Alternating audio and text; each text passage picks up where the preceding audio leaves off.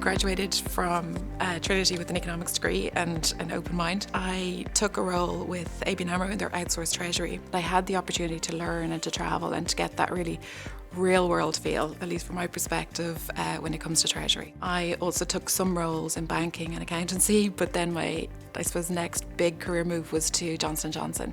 So I was part of their treasury team and rotated through a couple of different roles across Ireland, Belgium, Brazil, and then finished up in their corporate treasury in New Jersey. I was obviously speaking to my network at home, and they spoke to me about CarTrawler actually, and the great work that had been done. And you know, as I researched it, I saw like it was sort of world-class technology that was in play, and really admired what was being done and saw the potential. And so for me, it was just wanting to be a part of that.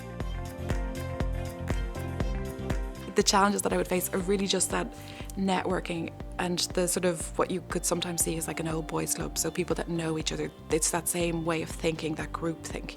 They've come up the same way, have the same backgrounds, so they know how to be together.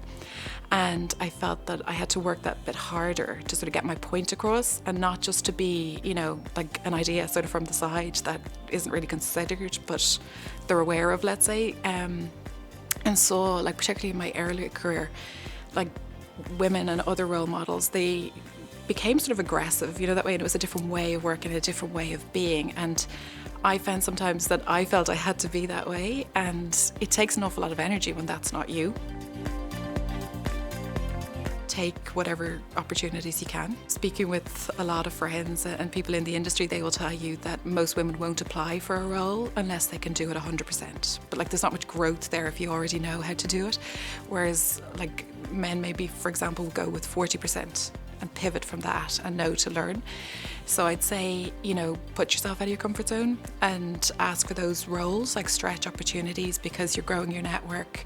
You know, you're learning on the job, potentially interviewing on the job as well, and that might give you more confidence. But just remember that there's people that are coming behind you, maybe beside you, that need to see that, need to see it being done, and you can help them along. And I think making sure that you also turn to those people and say, what do you think? Because that's going to bring that diversity of thought that's needed, I think, for any company to grow.